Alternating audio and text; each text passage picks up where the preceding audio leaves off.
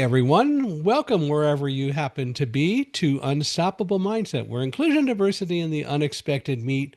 And today, I think we're mostly going to get to do the unexpected, which is anything that doesn't have to do with inclusion or diversity. Peter Murphy, or Peter William Murphy, as he refers to himself in all the emails that he sends to me, is a writer.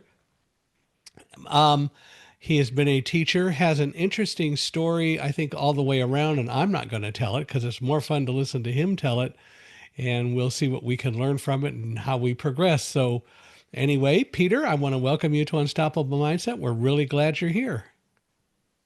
Thank you so much for having me. I really appreciate it. And although Peter is Irish, he's in Turkey today, or he's over there. So he does move around, as you're going to learn in the course of this next hour or so. So why don't we start? Why don't you tell us kind of about the early Peter growing up and so on? Well, I'm from Tralee, County Kerry in Ireland. It's a beautiful small town in the west coast, the southwest. I come from a family of hoteliers and publicans. My great grand, my great grandfather had the Meadowlands Hotel in Tralee, and then passed to my grandfather. But then after that, my father decided to open up his own bar. And that's kind of where, after growing up, around the hotel and, seeing all the customers, talking to people, very social kind of atmosphere. But unfortunately, it closed down. We had to move to America, back to Ireland. I attended Glenstall Abbey School in County Limerick. And yeah, I had a great upbringing, great family. But unfortunately, I never really liked school, if I'm being honest with you, which is a Mm. strange thing for a teacher to say. I did not do well in school. I did just okay. But after the economic crash in 2008, unfortunately, our family business closed down. So I had to try and find my own path. It was a little bit difficult in Ireland, and I took off, got myself a teaching cert, and went to Reunion Island. And from there, my story kind of took off, and it's kind of where I learned a lot of my lessons. And after that, I just kept on going and didn't stop. So why did the family business close down the first time?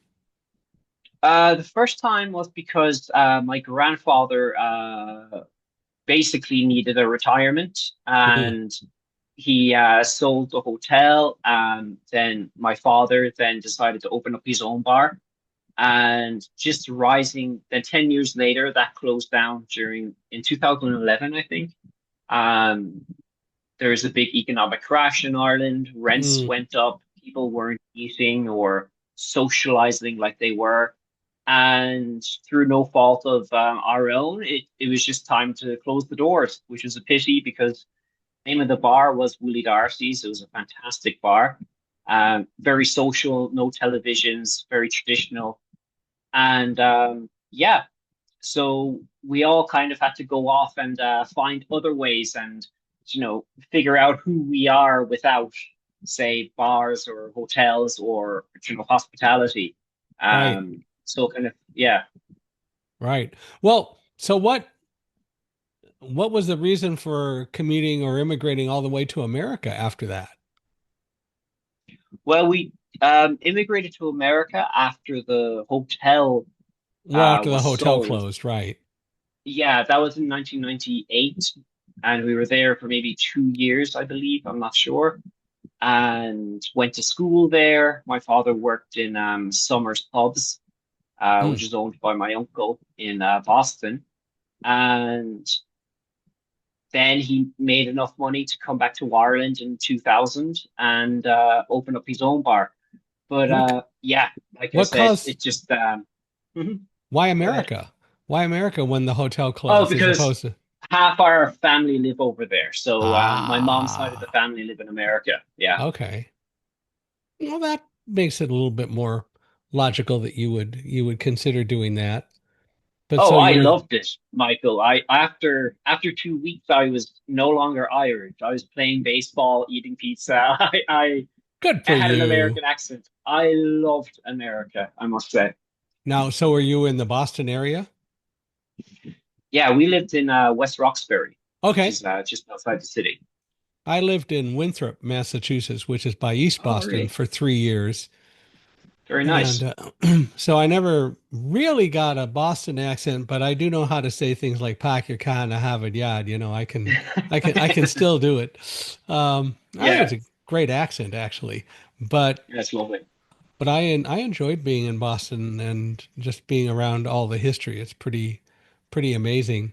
But then you moved Yeah. back to Ireland, so that worked out, and he started a bar, Hmm. and then you did that. So when that closed and then you left again, why did you leave again? Basically, it feels difficult kind of speaking about it publicly, but I, I, I was kind of, and I say that because there are people out there with bigger problems than me, you know, Hmm. but uh, I was a rugby player and the son of a publican. So for my formative years, my identity, for me at least, um, was kind of set. I was either going to be a rugby player or I was going to work in a bar, Okay. or go into hotel management or something like that. But I had a pretty horrific leg injury Mm. during rugby training, and I suffered a few blows to the head, and then the bar closed down. So it was like 1 year you kind of had it all figured out, and then going into university as a young man, I had nothing. I could Yeah. barely really walk. Um, my family identity was gone. We were in the midst of a economic crash, a depression, and then I kind of developed my own sort of depression. But I at the time I didn't know it was depression. It's only later that when I spoke about it to professional that I kind of we kind of spoke through and said, yeah, that's what it was. So I kind of I wouldn't say lied to my parents, but I told my mom, uh, who's listening, hi mom, I love you, that I got a job in France, Mm. and I'd gotten an English certificate, and I didn't want to do university. I wanted to take a year out because I just couldn't handle it. So, I thought solving my problems would, going away would solve my problems. So there was no job in France. In fact, I wasn't going to France. I booked a one-way ticket to Reunion Island, which is an island off the coast of Madagascar in the Indian Ocean. So why Uh, there? Why there? because my friend was there and Ah. he was there getting university credits for his degree. Okay. And, back then I wasn't a very good listener. I was a bit silly. I'm sure he told me all the details, but I just heard son, see maybe a job. And it's not Ireland, it's not grey, it's not depressed, people Yeah. aren't on social welfare. Let's go. So I booked a one-way ticket with what remained of my savings and flew over there. And Michael, I'm going to be honest with you, when I landed at the airport in Saint Denis and I was hit with the hot island air and I could see the volcano and the blue ocean surrounding me, I immediately regretted my decision. I said I want to go home, but I Hmm. couldn't because I had no money to buy a return ticket. So then the kind of island adventure kind of started, and yeah, I was stuck there for 2 years trying to get home. Did you ever kind of make peace with all that and decide that maybe it wasn't such a bad place? Yeah, I I kind of, because I'm a storyteller, I love writing. Um, so I'm good at kind of, you know, I wouldn't say, I think all writers are good at, giving dramatic effect, maybe there's, instead of one shark, there's five sharks. Instead of a storm, it's a cyclone. But when I would tell people about it, I would say it was difficult. But Hmm. looking back on it now, it was probably the best thing I ever did, just taking that leap and going for it. Did you ever finish in going to university, or did you ever? No, You I didn't do just that. kept going, kept going, kept going. I got a job teaching English at a course. A lady by the name of Daniela from Angola gave me my first ever job, and we hit it off. And this is back in 2011 or 12. I After about 6 or 7 months working with her, all the kids loved me, the students loved me. I learned a lot about her kind of holistic approach to education and teaching. And we were speaking in her kitchen one day, and she says, "Okay, when all this is over, what are you going to do?" And I said, "Well, I'm going to try and open up my own school." And she seemed surprised. But yeah, over 13, no, 10 or 11 years later, I'm not sure. That's exactly what I'm trying to do now is open up my own school. So tell me about the school. Well, my wife, well, I'll go back a little bit. When I finally built up enough money to, fly home, um, I got a job working with a man from America, actually, teaching students in Cork. And I said I wasn't ready to go back to university just yet. I'd been in university for 3 years before I left, and it just something wasn't clicking with me. I'm an intelligent enough person, but in university, just something it just wasn't clicking. Hmm. So I decided to, go to Turkey simply because it was, the closest. It wasn't like France, which is familiar, and it wasn't like, far away like China or somewhere like that. So I went there and got a job, but within 6 months, I think, I landed a very, very good job at the top private school there. And they knew that I didn't have a degree. They just knew that I had CELTA certificates and TEFL and other English certificates. But they have about 60 campuses in Turkey, and they gave me, and one of them is a university in Istanbul. So I was given a lot of education by them. I was kind of a teacher's assistant. I observed. If I was doing a lesson, I'd be observed. Lots of seminars, getting more certificates, learning more and more. And, there, as time went on, I just kind of became Mr. Murphy. You know what I mean? I became a Hmm. teacher. Kind of, Hmm. I proved myself, and just my students started getting good results. The parents were very fond of me. My colleagues were fond of me. My boss, my principal was fond of me. So I went from kind of not really having any identity, not knowing what I was doing, to kind of having it. So I stayed working in this big school for 8 years. And to get back to kind of your question on the degree and the school, um, I I was chosen by them to give a talk in Istanbul to all my peers on online methodology and how I help kids, with gamification, choosing the right websites for them. Things like this, I slowly became very adept at. And they asked me to do it the second year. And then I got offered by Pierce in Turkey, which is an educational publishing company, to do seminars on their behalf. And then and it was the first time since I left Ireland, this was in 2002 or three, where I began to have imposter syndrome, Hmm. where I was like, okay, I know I'm good, but am I better than the people who I'm speaking to, you know? And I raised this with the person who gave me the opportunity, and he said everyone feels this way, but I couldn't shake it. So I decided to, in 2023, to step back from teaching. And I told my principal that I'm going to take some time away from it. And I became a writer on Medium. And my writing on Medium then took off. I started making a lot of money.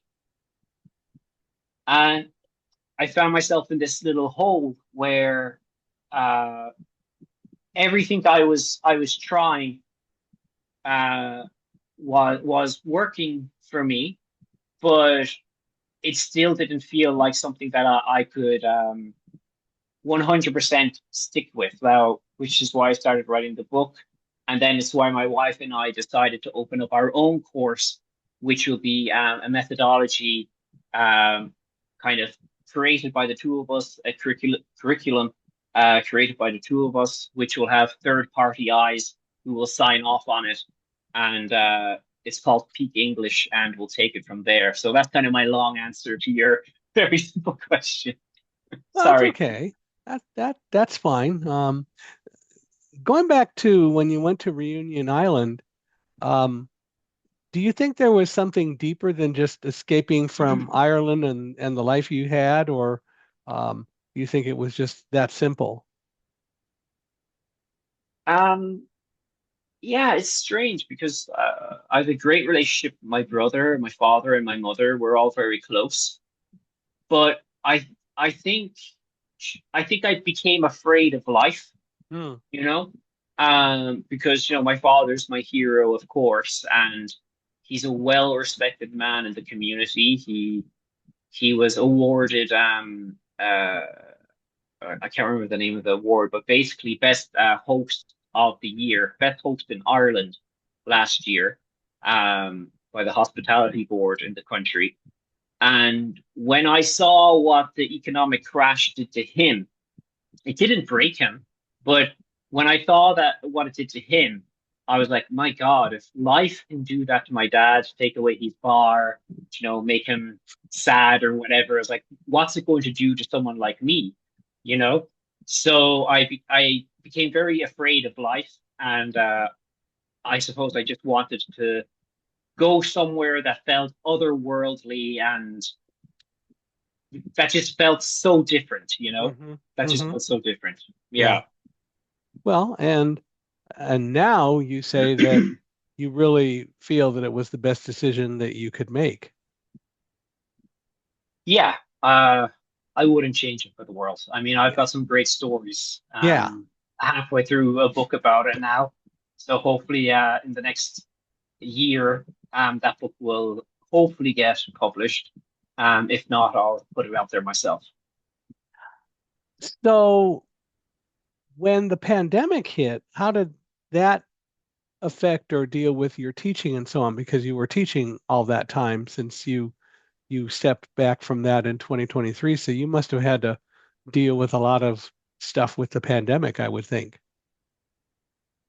Yeah, a lot of people suffered during the pandemic, but if I'm going to speak, it was difficult for everyone. But if I'm going to speak Yeah. just for me in my apartment in Turkey, it was a good pandemic for me.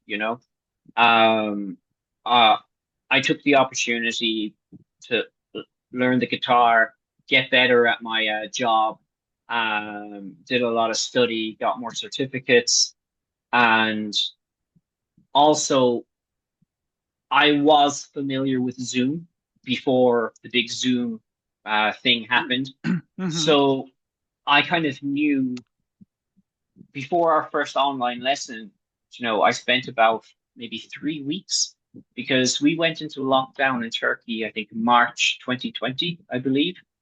We were a bit later than most, but we we stopped school in February, I think. And there was about a 2 or 3 week time where they were trying to figure it out. And you know everyone's going to go if America and England are going and China are locked down, we're going to be locked down too. So I started doing tutorials on Zoom, Nearpod, other online teaching websites and started learning about them. So when the first lesson started on Zoom, I was really good at it, and all the students loved it. I wasn't the only teacher who did that. Lots of my colleagues I did that, but Hmm. the pandemic was definitely a time where a lot of us who were lucky enough not to get ill were able to, you know, put more strings Hmm. to our bow. Right. Um, what do you think about all the discussions and all the arguments and all the conversations that go on now about online teaching as opposed to doing it live, and Hmm. where where all of it fits in? Can people really do it? Kind of what are your thoughts? For children, I do not recommend it as a primary source of their education. I believe that socializing is very important for them.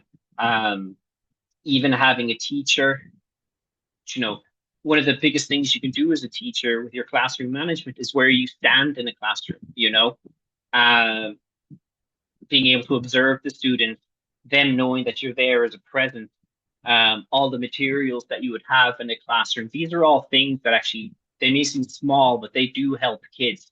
That kind of 5 minute break every 40 minutes where they can run outside and Yeah, kick a ball around and talk to each other, that's really important. yeah, But if you're talking about maybe between the 18 and up age group, um, I think it depends on the person. I've had students who have prepared for IELTS and they've needed a top score and they've only had 3 months.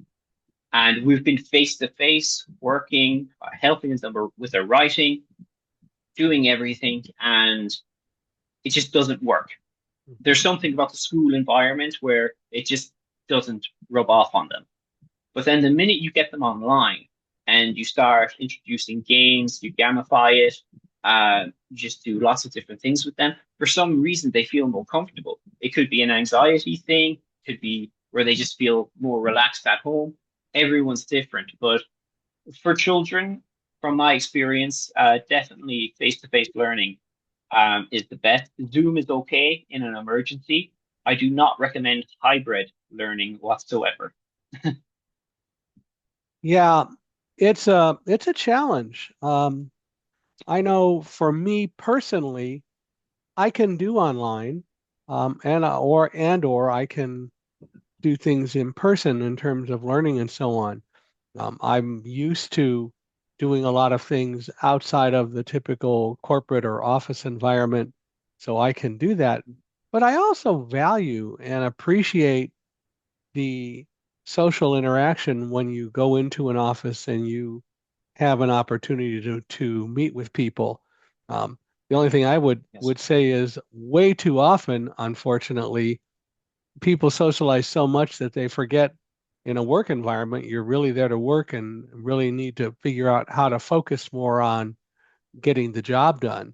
But I think there are a lot of aspects to that as well, because it isn't necessarily that people are lazy, um, but by the same token, if they don't really recognize what um, the job is about and what they're doing, and that they have to put the appropriate time into it or figure out a way to put in the appropriate time, then that's, an issue too. Yeah, I 100% agree with you. I think that yeah, it's interesting. I've had a few people on the podcast here where we've talked about time management. We've talked about how people work in Europe as opposed to in the United States, and some of the statistics that show that in reality, if people put in longer days but don't spend as many days at work, like if you put in 4 10-hour days as opposed to 5 8-hour days or something like that, you tend to get more work Yeah, done, which I think is very interesting. yeah, I've noticed that too. Since I started working at home more and more, um, that I had a discussion with my wife the other day, and I said, I think I need to rent an office, because whilst I do like having, low overheads and not paying rent, there is something about getting up in the morning, putting on a nice shirt, black coffee, and walk to the office Hmm. and have your work day. One thing that I'm noticing is working online with writing and helping students is I'll wake up at 5 a.m. and I'll shower and I'll work from 6 a.m. until midnight. Mm. And I'm looking at myself in the mirror the next day and saying, Joe, this is unsustainable. Like it's you can say to yourself, oh, sure, just um, make your own routine. But it's very hard to stick to a routine if you are, writing articles, if you have meetings at various times throughout the day, if you're dealing with multiple time zones. So there is something attractive of going back and renting an office, and having a base where work is work and home is home. Yeah, and I appreciate that. I personally am able to work at home and separate that out, but I do know Mhm. what you're saying, and not everyone can do that. I've just done that a lot in my life because I've worked for companies where I worked remotely anyway, so I'm used to that. But I also Like you, appreciate, you have discipline. I'm sorry. You've got discipline. It's something I need to work on. Well, I This guess that's quiet routine. probably it. Yeah, I guess that's probably it. And I have enough other things during the day that demand time. So, for example, at 5 o'clock, that's the time to feed the guide dog, and he wants to eat. And if I don't do that, I'm going to hear about it. So, What's your uh, dog's name? his name is Alamo. Like remember Alamo. the Very Alamo, good. yeah. So, Yeah. the issue is that I do have some things to help keep me honest. But yeah, I can be fairly well disciplined with it and I can make that work. And I understand that a lot of people can't. The other thing for me, being a public speaker, is I'm not as great a fan of speaking virtually, speaking online as I am speaking in person. And the reason is, and it took me a while to kind of figure out why I didn't really like it as much as probably some people, uh, that I don't have nearly the same kind of connection with the audience to whom I'm speaking if I'm doing it online, and I don't get to hear their reactions to things that I say. And for Mhm. me, having that audio interaction, those auditory signals, are part of what tells me if I'm doing a good job or not. On the other hand, I've done this long enough that I can pretty well tell what's probably going to work and what's not. So I'm perfectly Right. happy to do virtual presentations. But if I have a choice, I like to do it in person. Right. Yeah, I agree with you there. There is something very cool about being up on stage, Yeah. um, and talking to a lot of people. But my favorite part has to be afterwards when you're having the teas and the coffees and you're talking to everybody in the Mm-hmm. lobby. Mm-hmm. I really do love that part. Oh, yeah. Well, and I try to integrate some of that even into the talks that I give so that I have audiences participating. And sometimes the participation may be that I ask them something to answer. And sometimes it's how I tell a story to draw them in. And I've had any number of people tell me, we were just following you down the stairs in the World Trade Center as you were telling the story. Yeah. You were just so vivid with what you were saying. We were right there Yeah. with you. And that's the thing that I think is a lot harder to do in a virtual environment than it is an environment Yeah. where you're actually speaking to people. Yeah, that's I told you when we had a chat before I came on that it's a really a great honor to speak to you, and I really do love your story and the way that you tell it. Um, and of course about your guide dog that led you out. Is it's really like an amazing story. Well, and it's a team effort. Both of us had Right. jobs to do, and it was a matter of me being the team leader and keeping the team um, on course and doing the things that we needed to do. But it did work out well, and I'm glad about that. So that's important. But tell me more about the school that you're trying to start as you're working toward it. What will it be? Well, we our deadline to open it up was in 3 weeks ago, we found three buildings. I can't go into the detail, Yeah. but let's just say that someone said one price in the advertisement, and then when we got face to face, there was a new price. There was a lot of that kind of carry on. Mm, So my wife and I had a discussion, and we said, let's put Peak English online first and get a base in, because we do plan to either maybe perhaps move to Ireland in the future. So it is going to have to be a business that can, move anywhere. We are going to have an online base. We've started working with a school in Brazil, and we've got some clients in Saudi Arabia and Qatar. So it's a nice base to mm, get online at the moment as we head into September when all the kids are back to school. hmm. And then we will start small. We On Substack, I started a small GoFundMe to help me reach my goal before the deadline, and people were very, very supportive. It gained a lot of traction. And then I spoke with my subscribers, and I gave them the plan because I like to tell them, what's going to happen if they're paid subscribers. Because everything I make from my writing goes directly back into education. So everything I make from Medium, Substack, everything, it goes towards building the school. And we are now going to go into September on a good footing, but we're going to have to downsize our expectations and perhaps find somewhere smaller. But our methodology and our mission will remain the same: to make education affordable, to help students pass their IELTS exams, to give them an opportunity to go work in Canada, America, the UK, Ireland. Um, so yes, that's peak English. Well, there you go, which is pretty cool. Well, what does your wife work, or does she just help you with the school, or what does she do? My wife, what does she do? My wife is an artist. She's a gamer. She's a teacher, and she's a website designer. She's everything. She's the Peter Whisperer.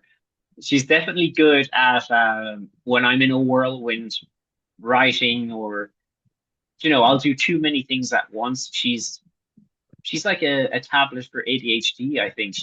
She's good at kind of directing me to Hmm, calm down. got it. So she does everything, Michael. She's a teacher, English language teacher, graduated from Palmacolla University, and she works in a college, and she's just about to embark on her master's. Ooh, So okay. one of us will get that degree. Yeah, one way or another, you'll have one in the family. Yeah, exactly. Well, she has one, but she'll get a master's. Yeah, you'll have a master's in the family. Do you have any Yeah. children?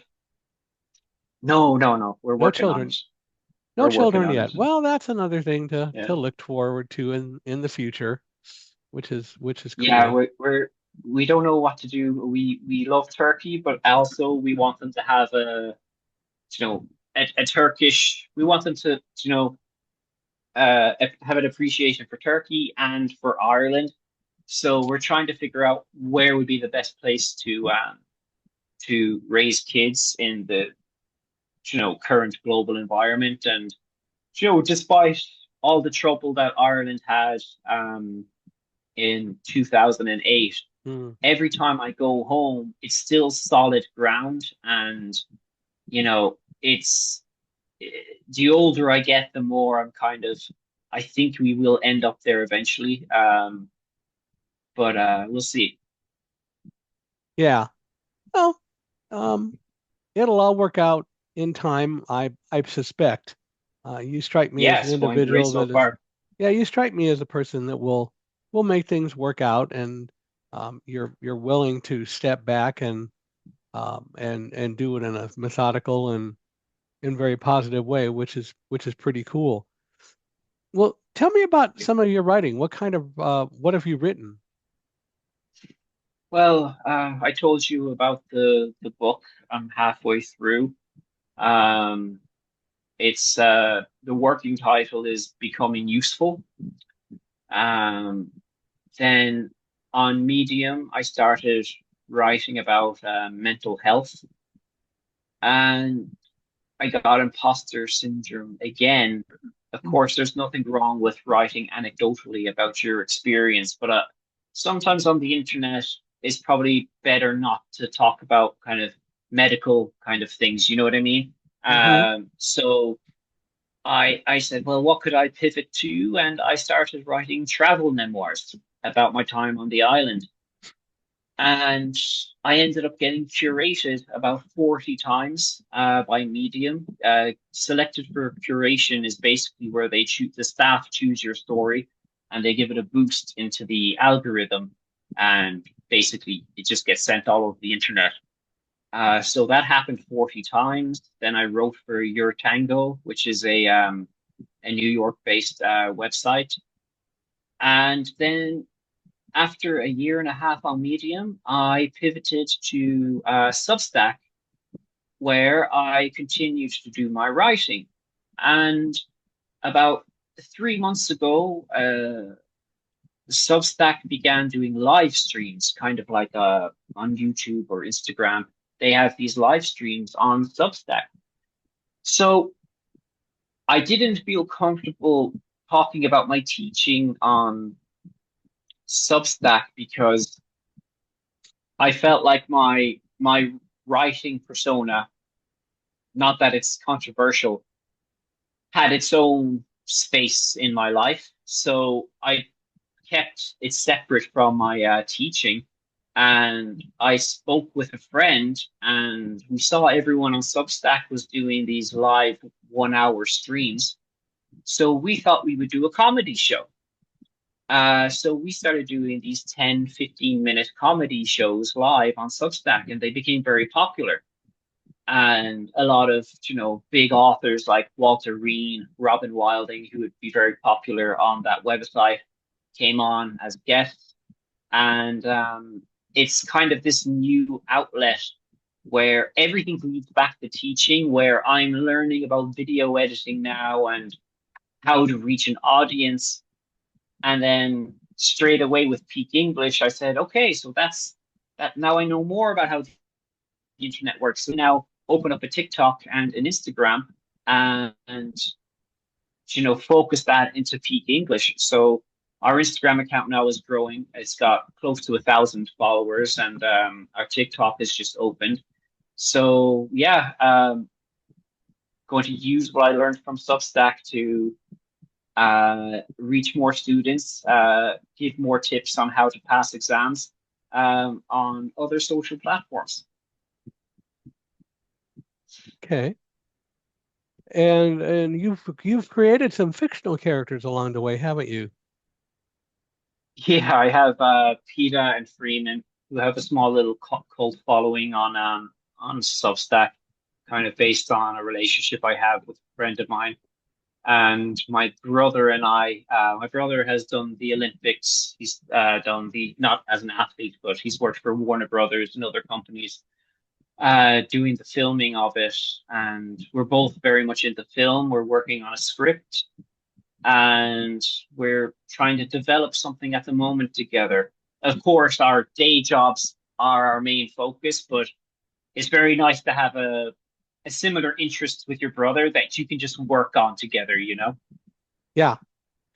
Well, back in the days of old radio, there was a ventriloquist, Edgar Bergen, who had Oh yeah. his creature, Charlie McCarthy.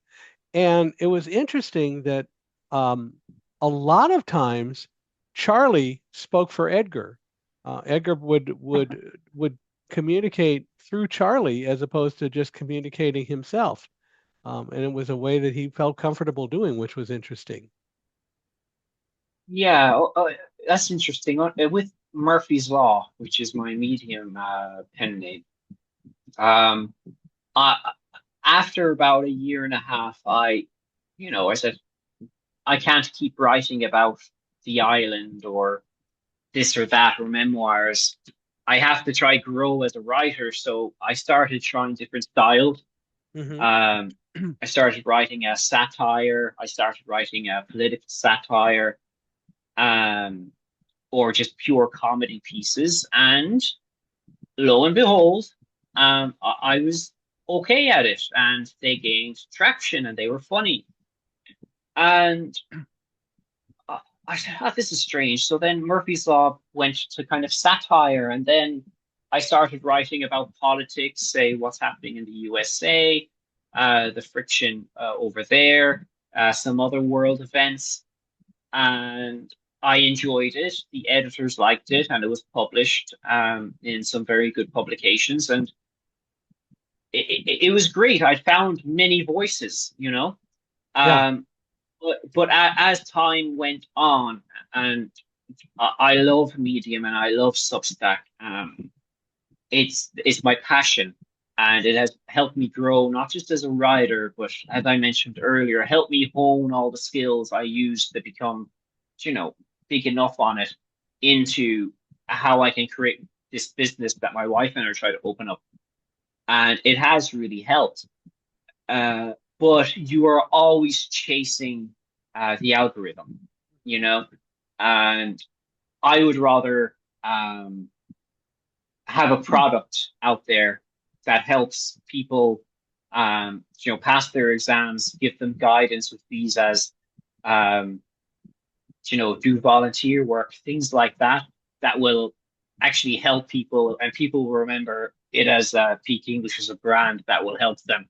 Because Murphy's Law and the Exile Files online, I love them, and they are my babies, but they are very much projects that, like Reunion Island, have helped me figure out what I want to do, you know? Yeah. Well, now you talk about Murphy's Law, and of course, we all know Murphy's Law is if anything can go wrong, it will. Um, but there was Hmm. a book written years ago that was called Murphy's Law and Other Reasons Why Things Go Wrong.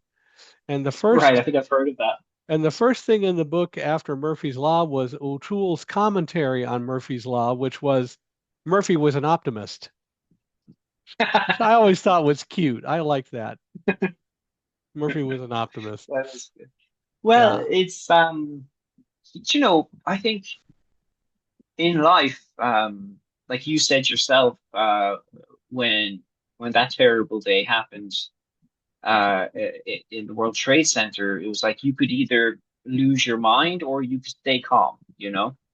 And I think I think everybody kind of, can learn from that, from learn from your book, that you just have to keep going, moving forward. People react differently to different uh setbacks. Like I mentioned with the leg break and the bar closing. Another young man, it might not have affected them at all. They would have said, it's okay, and just kept going. But it just so happened that it affected me that way. And you my brother, for example, he stuck it out. He stayed in Ireland and he did it. So it really does depend on the person and how one can deal with what life throws at you. Um, some people think it was the best thing I ever did. But looking back on it, like I wouldn't change it, but looking back on it, I would have liked to have done it maybe in a calmer way. Well, the other side of that though is that there are a lot of things that happen around us, and we don't have any control over the fact that they happen as such, but we absolutely have control over how we deal with what happened.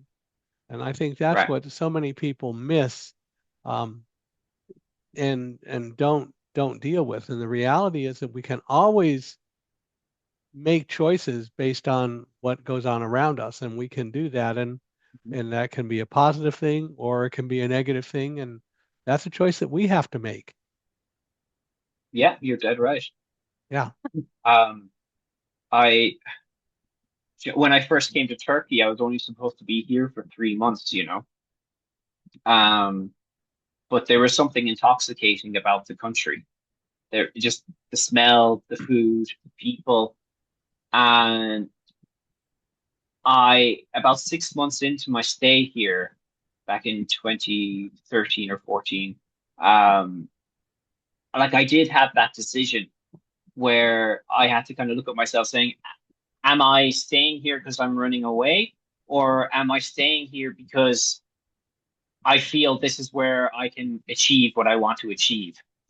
Um, and I stayed because I felt this was like the environment where I could kind of deal with myself and kind of deal with life and, just be who I wanted to be. Not that I couldn't do that in Ireland, but just the 24-year-old version of myself. That's what like he was thinking. And you Well, have to respect that. sure. And the other part about it though is that you at least asked yourself the question and you really took the responsibility to try to make a decision and come up with an answer, which is what a lot of people avoid doing. I wrote out the pros and cons on a piece of paper. I still have that piece of paper under the bed. And went up to the top of the mountain. There's a huge mountain next to the city here. I'd go up there every day, but I just sat down and I just stared at the piece of paper. And there was just something where I said, I have to try and become something here, because if I can become something, even if it's something small, like something, as humble as just being a language teacher or helping one person or two people, it doesn't matter. If I can do that here, then it would have been worth it. Yeah. But of course, as time goes on, you learn more, you become stronger, you become more educated, you become trained, and then if you just keep going, no matter how down in the dumps you were in the past, if you just keep going, one day you will wake up and you will know exactly who you are and what you're supposed to do. And that's kind of what Turkey and Reunion Island gave to me. Do you think that as you were growing up and so on, that the system failed you? I do remember one time, and I have to preface this with saying that I hold nothing against this person. But I remember I went to the I don't know, psychologist or a counselor in I won't name the university, in the university I went to, Hmm. and and I didn't know them at all, and I sat down and I told them I was struggling with mental health, and you know there was, I'm not saying anything now, like, but there was a lot of young men taking their own lives in Ireland around this time, a lot, and women, and I, I wasn't like that at all, but I was feeling down, and I wanted to see what the university could do for me. And I remember just being turned away, saying, "Come back next Tuesday," you Mm. know, at 4:05. And I did find it very hard to kind of like communicate and get help in university for what, like, Hmm. I didn't need directions on how to get to the lecture hall or anything like that. I knew all that, but there was something else going on that I needed help with, and it wasn't there at all. Since then, of course, in the last 15, 16 years, Ireland is, I guess, mental health capital of the world. But when I was there, maybe I just caught them on a bad day. Yeah, hard to say. But the other part about it Yeah. is look at what you've done since then and look how you talk about it today, um, which really illustrates a lot of resilience on your part. And I'm sure that that's something that had to develop over time, but you still did it and you became a more resilient individual because of all of that. Yeah, I'd say I got that from my mom and dad. They're very resilient. Um, but also that resilience has changed from, booking a one-way ticket to reunion and, just doing all that crazy stuff, then heading to Istanbul, bus rides around Turkey, not knowing where I'm going, not having money, not enough for rent, all this kind of stuff. Um, but it's changed. But because I remember I got a job partnering with a recruitment company that's based in Amsterdam, and I remember just willy-nilly booking the flight over to Amsterdam and just kind of, I just gotten married. And Michael, I was not resilient at all. I did not want to go. I did not want to travel. I wanted to be at home with my wife. You know what I mean? So I definitely got softer in other ways. So your resilience does change. It becomes more kind of a mental toughness than, say, that kind of young buck physical resilience that you had when you were younger. It completely switches. Yeah, well, and I think resilience is is really to a large degree about the whole concept of, well, mental toughness or maybe the ability to look at what you're doing and going through, um, and being able to make a decision about how to proceed. I think that's really kind of more of it than anything else. Right, right. And so resilience, I think, is oftentimes is a term that's overused, but the reality is, I think what resilience really is your ability to keep things, whoever you are, keep things in perspective and being able to step back and ask the tough questions of yourself and listen to your inner self and get the answers that you need, Mhm. Yes, if that makes sense. it does. It makes perfect sense. You just got to So, keep going. You can't yeah, stop yeah, going. yeah, you do have to keep going, and it's kind of important to do that. Well, you've had a lot of different things that you've done. Um, you're an author. Um, by the way, do you still make drinks anywhere? No, I just at home red Just at wine home. on a Good for Friday you. night. Yeah. Yeah, yeah. We it's a drinking. God, drinking is such a funny one. Uh, it's something that just I don't know dissolved from my life when Hmm. I hit 30. I didn't become a teetotaler or anything like that. Like I'll still have red wine and a beer with friends, but I rarely touch the stuff. And I think it's mostly due to the fact that I start work so early in the morning, Yeah.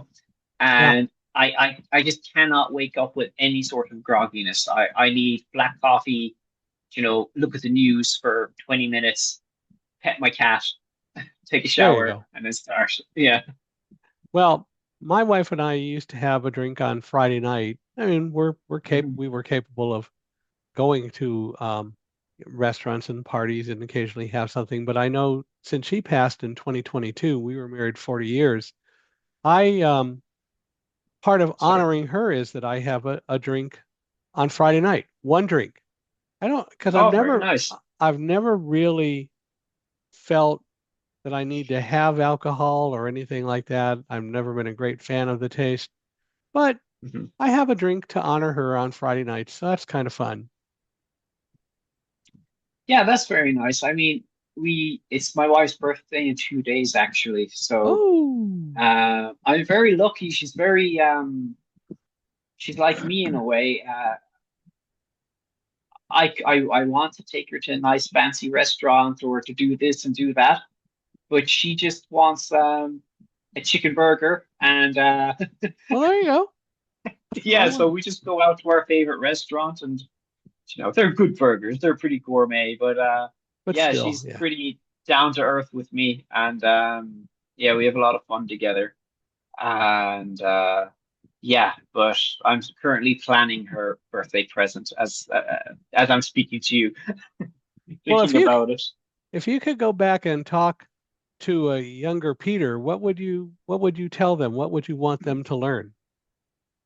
Oh, I would tell him um, to go straight to a to talk to somebody. Yeah, just to go straight to talk to somebody. That's the biggest thing. I had an interview where I was the host yesterday with a man who does astrophotography, and one of his other projects he does. He's a recovering alcoholic, where really talks about men talking to other men. To like if your friend calls, pick up, always speak, tell people what's going on. Of course, don't nag people and to tell them every problem you have. But if you're down in the dumps, you should talk to somebody. So anybody who's like young you know, late teens coming up, you should definitely talk to someone straight away because I think a few simple sentences from a professional could have saved me a lot of, let's call them headaches in the future. Hmm. All too often, the way we're taught, we just don't get encouraged to do that, do we?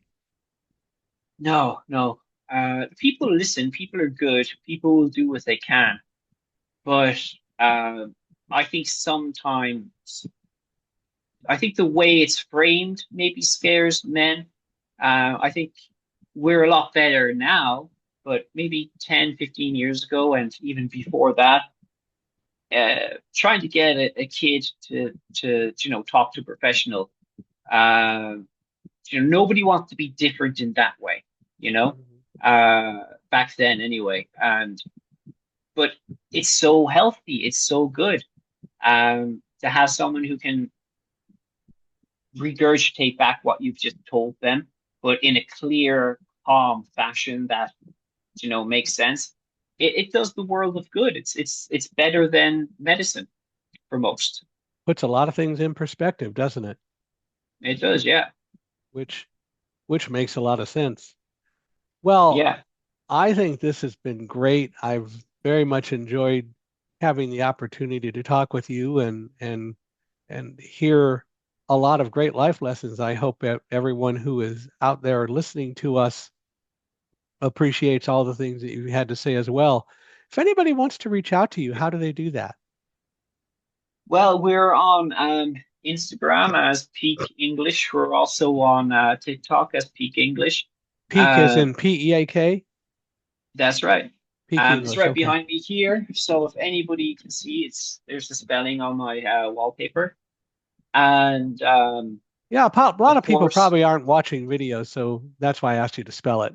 yeah. Well, actually, I'm blocking it, so I moved out of the way. There you go. Well, I won't see it, so uh, yeah, so so that's the best way to get in contact with me. You can Google me, Peter William Murphy, medium writer. I'm pretty much on the top of the list if you're interested in writing. Also, the Exile Files. Um, and we're also on YouTube with the Exile Files. So there's lots of stuff going on. This is an English speaking audience, so I'm assuming nobody's going to want lessons from me. So if you're interested in my writing, check out Medium and Substack. And if you know anybody, a friend who needs English, tell them about Peak English, and I will help you. there you go. Well, I don't know. There may be people who aren't the greatest English speakers listening who might reach out. Well, I hope that they do, and I hope they That's appreciate great. all that you've offered today. I really appreciate you coming on and spending an hour with us. I I hope that loved all it. of It's an honor. Oh, it's been fun. And I would say to all of you out there, um, I'd love to hear what your thoughts are. Feel free to email me at michaelhi@accessibe.com. That's MICHAELHI at accessibe, ACCESSIBE.com. Love to hear from you and love to hear your thoughts. Wherever you're listening, I hope that you'll give us a 5-star rating. We really appreciate your ratings and your reviews. And Peter, for you and for all of you, if you know anyone who ought to be a guest on the podcast, we're always looking for people to come on and tell their stories. So don't hesitate to provide introductions. We love it. We really appreciate you all doing that. And again, Peter, I just want to thank you for coming on. This has been a lot of fun today. Thank you so much. It was a pleasure to speak with you.